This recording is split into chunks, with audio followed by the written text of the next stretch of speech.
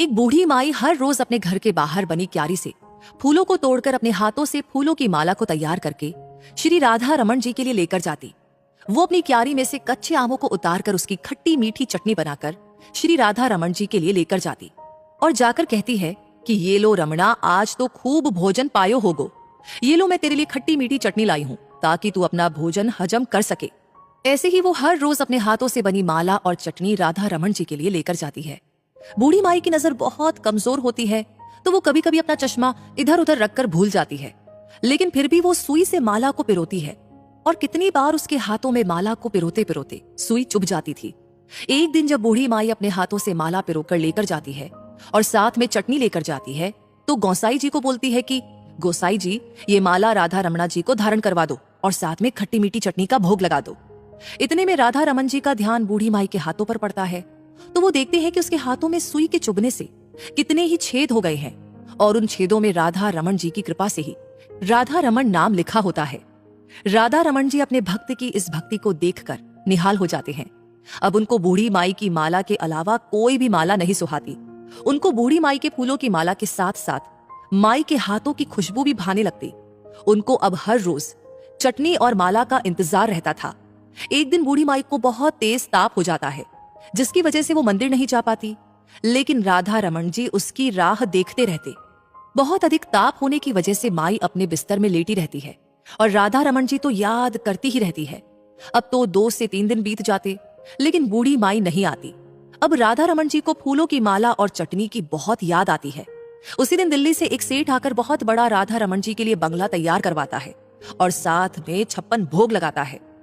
राधा रमन जी का ध्यान इस बंगले की तरफ नहीं और ना ही 56 भोग की तरफ होता है। उनको तो बस बूढ़ी माई के हाथों का बना हार और चटनी का इंतजार होता है। लेकिन सेठ ने भी बड़ी श्रद्धा से बंगला और भोग लगाया था तो राधा रमन जी भी उसका मान रखने के लिए 56 भोग को पा लेते हैं।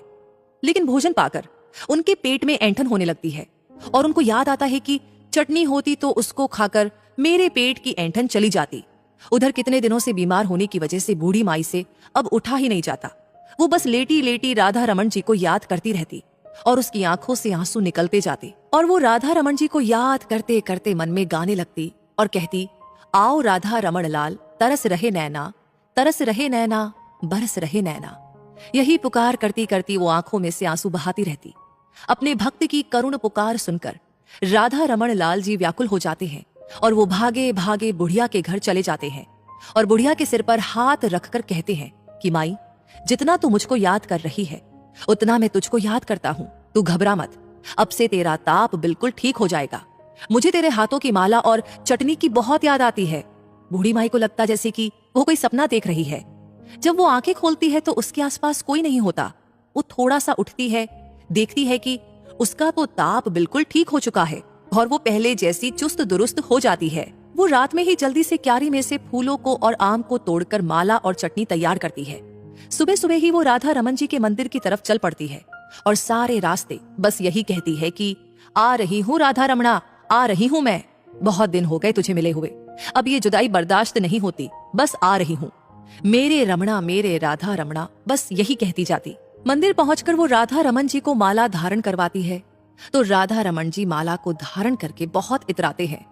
राधा रमन जी बूढ़ी माई को बड़ी ही प्रसन्नता से निहारते हैं और बूढ़ी माई राधा रमन जी को बड़ी ही करुणा भरी दृष्टि से निहारती रहती है और उनका लाख लाख धन्यवाद करती है कि श्री राधा रमन जी ने उसकी चटनी और फूलों को स्वीकारा। वो दोनों एक दूसरे को बस देखते जा रहे थे कि सांसारिक आंखें उन दोनों के इस भाव को नहीं समझ सकती। केवल एक भक्त और भगवान ही समझ सकते हैं।